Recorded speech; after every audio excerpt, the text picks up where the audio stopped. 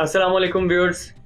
Islamabad golf city के लिए खबर कुछ दिनों पहले आपके पास लेके आया था और बात आगे बढ़ गई है। सोसाइटी ने अनाउंस कर दी है अपनी बैलेटिंग कब होने जा रही है, नेक्स्ट ईयर होगी, लेकिन जो भी उसके मामलात हैं डेफिनेटली वो क्लियर करने होंगे जो इन्वेस्टर्स हैं उनको इन्हीं दिनों में। बहुत से क्लाइंट्स ने सिर्फ डाउन पेमेंट दे रखी थी, कंफर्मेशन दे रखी थी, लेकिन इंस्टॉलमेंट्स नहीं जमा कराई थी। तो अब वक्त आ गया इंस्टॉलमेंट्स जमा कराने का, क्योंकि इंस्टॉलमेंट्स जमा कराएंगे तो आप लोग भी उस बैलेटिंग के लिए अहल हो जाएंगे। जब से इस्लामाबाद गोल्फ सिटी ने एमओयू साइन किया सिल्वर सिटी के साथ, तो गोल्फ सिटी के जो रूठे हुए मेंबरान थे, जो परेशान मेंबरान थे, उनके लिए एक ताज़ा हवा का झोंका साबित हुआ। गोल्फ सिटी की मैनेजमेंट भी अब काफ़ी ज़्यादा एक्टिव नज़र आ रही है। गोल्फ इनक्लेव के नाम से अब वो थोड़ा सा तब्दील करके उन्होंने कुछ लॉन्चिंग की है। डेवलपमेंट इस वक्त काफ़ी काम वहाँ पे स्टार्ट हो चुका है और इसका एलओपी भी जल्द से जल्द डिज़ाइन किया जाएगा। अब आपको कौन से नंबर मिलेंगे, डेफिनेटली बैलेटिंग के बाद ही मिलने हैं।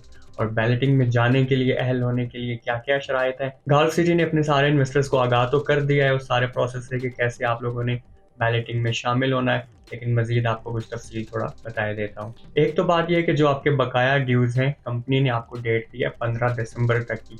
तो 15 दिसंबर तक को आपने ये वाजिबात अदा करने हैं ताकि आपकी जो फाइल है वो बैलेटिंग प्रोसेस में जा सके। सबमिशन डेट तो 15 दिसंबर है, लेकिन बैलेटिंग कब होगी ऐसा नहीं है कि बैलेटिंग 15 दिसंबर को होने वाली है, बल्कि बैलेटिंग होनी है नेक्स्ट ईयर। लेकिन डेफिनेटली एलिजिबिलिटी क्राइटेरिया को मीट करने के लिए आप इसी साल के आखिरी जो महीना है उसकी 15 तारीख को पैसे पूरे जमा कराएंगे ताकि आपकी फाइल प्रोसेस में आ जाए। जो एरिया डेवलप ये करने जा रहे हैं, जहाँ के लिए बैलेटिंग कर रहे हैं, उसका नाम रखा है इन्होंने सेक्टर ए गोल्फ इनक्लेव। अब करना क्या है, पैसे किस तरह जमा कराने, तो एक्चुअली अब तक उनकी 2 किस्म की बुकिंग्स लॉन्च हो चुकी थी गोल्फ सिटी की। तीसरी बुकिंग भी तैयार तो थी, तीसरे प्राइस के साथ, न्यू प्राइस के साथ, लेकिन मार्केट की करंट सिचुएशन की वजह से वो कभी इंप्लीमेंट नहीं हो सकी। तो अभी तक जो लास्ट 2 बुकिंग्स जो इन्होंने शेड्यूल लॉन्च किए थे वही मार्केट में है। यानी 5 मरला की मिसाल देते हुए अगेन मैं बात करूँ, क्योंकि यही वो साइज है जिसके ज़्यादा से ज़्यादा इन्वेस्टर्स होते हैं, तो उनको याद रह जाता है प्राइस के हिसाब से कि मैं किस लेवल की, किस शेड्यूल की बात कर रहा हूँ। तो वो बुकिंग जो फर्स्ट लॉन्च हुई थी जिसपे 15 लाख रुपए का 5 मरला का प्लॉट था, वो कहलाएगी इस वक्त फर्स्ट शेड्यूल। और वो बुकिंग जिसमें बाद में ये 19 लाख समथिंग की प्राइस के साथ लॉन्च हुई, वो थी इसकी सेकंड बुकिंग। तो कंपनी ने पॉलिसी क्या रखी है सबमिशंस की, एक तो वो लोग जिन्होंने पहली बुकिंग मिली है, तो क्योंकि वो बहुत कम प्राइस में बाइंग कर चुके हैं और वो डेफिनेटली बहुत ज़्यादा बेनिफिट उठाने वाले हैं, तो कंपनी उनको जो है पोजीशन इस बेस पे दे रही है कि 75% आप लोगों ने सबमिशन करनी है अमाउंट की, वो अमाउंट जो आपके ऊपर ड्यू है। अब यहाँ ये बात भी आ सकती है कि इतनी ज़्यादा पैसे देने हैं, 75% देने हैं। कुछ लोगों का कहना है कि ये तो ज़्यादती है, तो मेरी पर्सनल ओपिनियन में ये ज़्यादती नहीं है, बल्कि क्योंकि आपने बहुत अरसा पहले बुकिंग्स की थी, ओनली 15 लाख रुपए में आपने सिर्फ डाउन पेमेंट और कंफर्मेशन दी थी। उसके बाद चंद लोगों ने कुछ इंस्टॉलमेंट्स तो जमा कराई, लेकिन एक्चुअली तो अब तक तो काफ़ी ज़्यादा पैसे आपकी तरफ से सबमिट हो जाने चाहिए थे। बहरहाल क्योंकि सबमिशन के लिए कंपनी ने भी आपको तंग नहीं किया, तो अब कंपनी ने ये पॉलिसी बनाई है कि आपको टोटल अमाउंट का 75% जमा करवा देना है। काफ़ी सारा तो आप लोग पहले ही जमा करवा चुके हैं ना, जब आपने कंफर्मेशन और डाउन पेमेंट दी थी। तो जो बाकी का अमाउंट रह गया वो आपने सबमिट कराना है और आप एलिजिबल करार दे दिए जाएंगे बैलेटिंग के लिए। वो लोग जिन्होंने सेकंड बुकिंग के साथ बुकिंग ली थी, उनके लिए कंपनी की पॉलिसी थोड़ी सी चेंज है। डाउन पेमेंट और कंफर्मेशन तो रख लें आप एक साइड पे, क्योंकि वो तो आपने पहले ही जमा करवा दी है। उसके साथ जो मेंबर्स हैं उन्होंने 4 इंस्टॉलमेंट्स और जमा करानी होंगी। वो लोग जो चंद इंस्टॉलमेंट्स पहले ही जमा करा चुके हैं उनको तो मजीद किसी चीज़ की ज़रूरत नहीं, सिवाय जो अलॉटमेंट चार्जेस हैं वो उन्होंने पे करने हैं। मजीद एलिजिबिलिटी क्राइटेरिया उनका मीट हो जाएगा। फिर समझा दूँ आपको कि डाउन पेमेंट और कंफर्मेशन एक साइड पे रख दें, उसके बाद आपने देनी है 4 इंस्टॉलमेंट्स। 4 इंस्टॉलमेंट्स को पे करने के बाद अलग से आपने अलॉटमेंट चार्जेस पे करने हैं, जो तकरीबन 1.5 लाख लगभग बन रहे हैं। तो इस तरीके से आपकी फाइल अगेन एलिजिबल हो जाएगी बैलेटिंग के लिए। तो इस तरीके से दोनों किस्म की बुकिंग्स मैंने आपको बता दी। एक में 75% जमा कराना है और एक में 4 इंस्टॉलमेंट्स और अलॉटमेंट के जो पैसे हैं वो भी जमा कराने हैं। तो आपकी पेमेंट्स कंपनी की तरफ से क्लियर करार दे दी जाएंगी और नेक्स्ट प्रोसेस के लिए आपकी फाइल चली जाएगी। फिर यहाँ पे बात हो रही है मर्जिंग की। तो ये मर्जिंग क्या है, इसको लेके भी बहुत से लोगों ने सवाल किया कि किस तरह है, हमने कैसे करनी है मर्जिंग। तो मर्जिंग ऐसे होती है कि चंद लोग क्योंकि 2 या 3 फाइलें ले चुके होते हैं, ऐसे भी ज़्यादा ले चुके होते हैं, क्योंकि जब कंपनी लॉन्च होती है तो या तो उन्हें लोकेशन बहुत पसंद आती है, या उन्हें लगता है कि इसकी प्राइसेस ऐसी हैं कि हम अगर अभी बाय कर लें तो फिर उसमें हम कुछ अरसे बाद उनको कुछ फाइल्स को बेच के प्रॉफिट कमा सकते हैं। तो जिनके पास पैसे होते हैं, जो इन्वेस्टर होते हैं, वो एक से ज़्यादा फाइलें बाज़ औक़ात ले लेते हैं। तो शुरू में तो उन्होंने सिर्फ डाउन पेमेंट जमा करानी होती है, तो उनके लिए आसान होता है उन फाइल्स को मेंटेन करना। बाद में जब कंफर्मेशन भी देनी होती है तो फिर भी बाज़-औक़ात बहुत से लोग उसको कैरी ऑन कर लेते हैं और बाज़-औक़ात वो कंफर्मेशन से पहले ही सेल कर चुके होते हैं, तो इस तरीके से उनके पैसे उनके पास वापस आ जाते हैं और वो क्लियर हो जाते हैं। लेकिन अगर फाइल तब तक सेल ना हो तो उन्हें कंफर्मेशन भी देनी होती है। अब डाउन पेमेंट और कंफर्मेशन बाज़-औक़ात क्लियर हो जाती है, लेकिन बात आती है जब इंस्टॉलमेंट्स की, फिर होता है मसला। फिर उसको कैरी करना ज़रा मुश्किल हो जाता है। और अब जैसी सिचुएशन ये है कि जिसमें आपने इकट्ठे सारे पैसे जमा कराने हैं काफ़ी सारे, क्योंकि पीछे इंस्टॉलमेंट्स तो बहुत लोगों ने क्लियर नहीं की होती।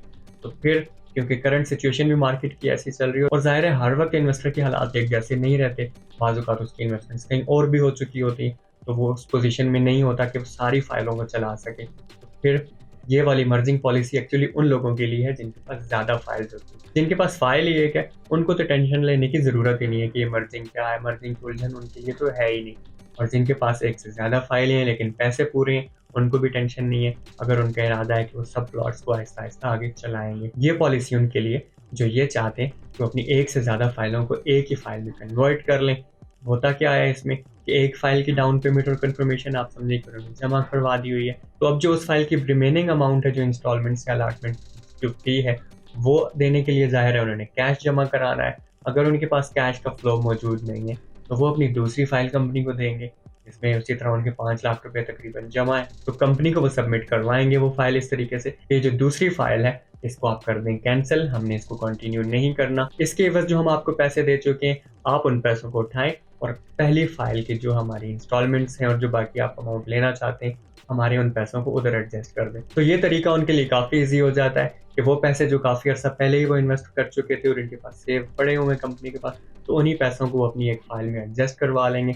इस तरीके से उन्हें मज़ीद अभी कुछ देना भी नहीं पड़ेगा और ये जो बोझ है कि 2 या 3 फाइलों को चलाना, कि हर फाइल में अब मज़ीद ऊपर 5-7 लाख और जमा कराए जाएँ। और अगेन ये बात भी है कि इस बैलेटिंग के लिए जब एलिजिबल आप हो जाएँगे, तो ऐसा नहीं है कि आपकी ऑल ड्यूज़ क्लियर हो गया, बल्कि आगे भी तो आपको इंस्टॉलमेंट चलानी है। तो इस सब टेंशन से आप आज़ाद हो जाते हैं, क्योंकि जो आपकी एक्स्ट्रा फाइल्स हैं, उनको आप मर्ज करवा चुके होते हैं अपनी एक फाइल के अंदर।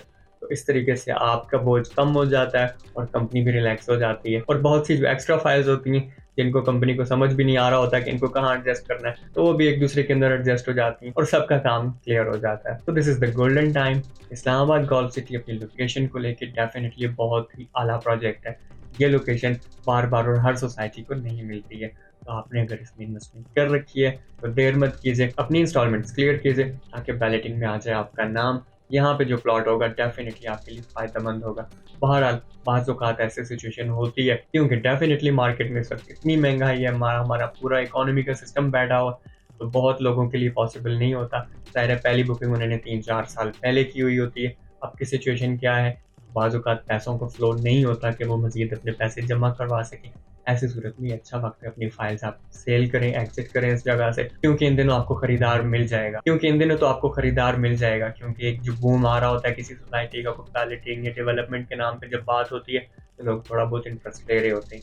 और ये टाइम अगर आप मिस कर जाते हैं, तो जैसी करंट सिचुएशन मार्केट की चल रही है, 1-2 महीने बाद ये जो थोड़ा-सा बूम आया है सोसाइटी में, पता नहीं ये भी रहे ना रहे, तो फिर उस सूरत में शायद आपके पास खरीदार भी ना हो, और फिर खरीदार हो तो बहुत माइनस में जाने से बेहतर है, क्योंकि ये वो वक़्त है कि लोग इंटरेस्ट ले रहे हैं सोसाइटी में, बैलेटिंग के नाम पे थोड़ा-सा तवज्जो बन चुकी है सोसाइटी में। तो आप अगर अपनी इन्वेस्टमेंट को इसको कैरी नहीं कर सकते, तो आपके लिए सेफ टाइम है कि आप ये एग्ज़िट ले लें यहाँ से। तो इस सोसाइटी को लेके जो भी सेल परचेज़ आप करना चाहते हैं, रिपल बिल्डर आपको सर्विसेज़ दे सकता है। आप नीचे दिए गए नंबर पर राब्ता करें, इंशाल्लाह आपको मयारी सर्विसेज़ फराहम की जाएँगी।